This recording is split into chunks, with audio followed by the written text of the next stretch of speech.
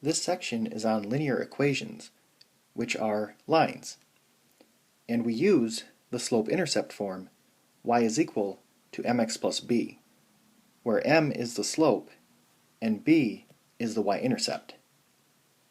Now the slope measures the steepness of a line, and the y-intercept is where the graph crosses the y-axis.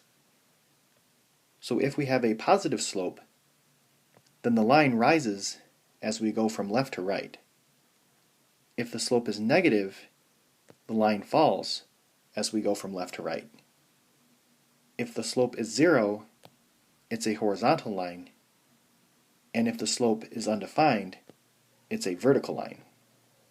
And to graph on the calculator, we will be using the y equal button, the zoom button, and the graph button. Number 1 says, graph the following linear equation, y is equal to negative 3x plus 7. So I want to go to the calculator and select y equal, and then type in my equation into y1. Now the x button is right here. Then I want to press zoom, and then select zoom standard.